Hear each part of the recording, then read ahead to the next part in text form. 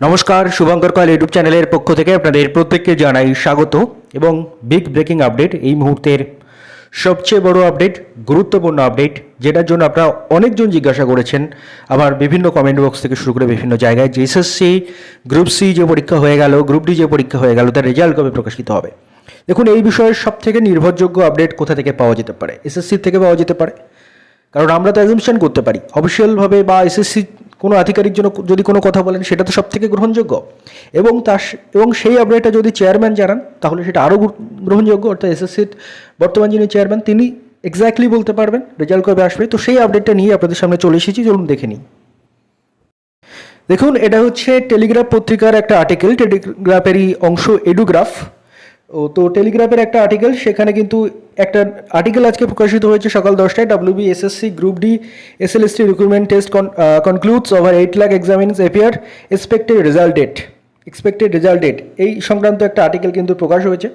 এবং এই আর্টিকেলেই আমরা দেখে নেব এসএসসি চেয়ারম্যান তিনি কী বক্তব্য রেখেছেন, এবং সেটা থেকেই আমরা পরিষ্কার হয়ে যাব। আমি সেই জায়গাটা জুম করছি, বাকি আর্টিকেল পড়ে আমাদের সময় নষ্ট করে লাভ নেই, বাকিটা আমরা প্রত্যেকেই জানি, আপনারাও জানেন, আমরাও জানি। প্রথমত বলছি, দেখুন, WBSSC chairperson Siddhartha Majumdar stated that the evaluation of the answer scripts will take time given the enormous number of candidates who appeared for the test.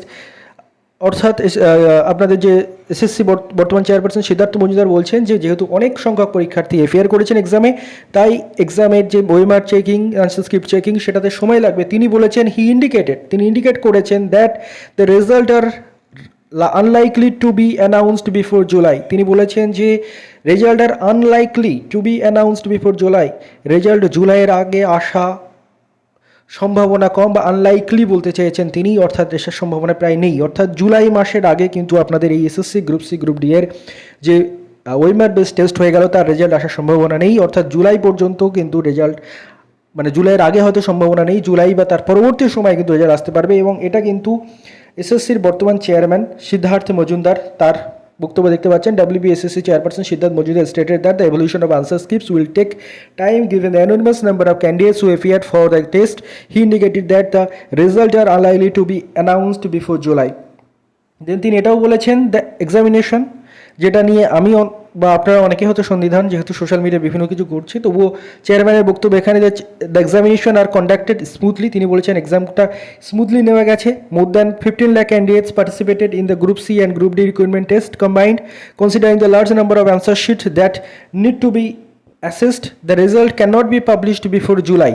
তিনি আবারও রিপিট করেছেন, result can not be published before July, result জুলাইয়ের আগে publish করা সম্ভব নয়।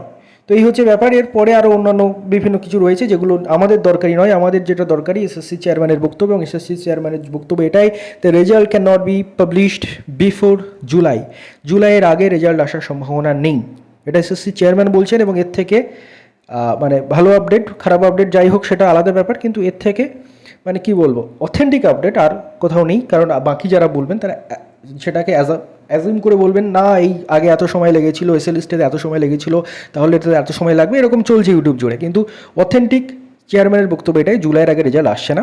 বাকি exam কতটা ফেয়ারলি হয়েছে সেটা নিয়ে অবশ্যই আমারও ডাউট রয়েছে, আপনাদেরও হয়তো ডাউট রয়েছে, বাট সেটা এসএসসি কী করবে সেটা এসএসসির ব্যাপার, বা কী অ্যানামিলি ধরা পড়েছে সেটা নিয়ে যদি কেউ স্টেপ নেয় সেটা তাদের ব্যাপার। কিন্তু আলটিমেটলি যেটা খবর, এসএসসির রেজাল্ট কিন্তু জুলাইয়ের আগে পাবলিশ করছে না।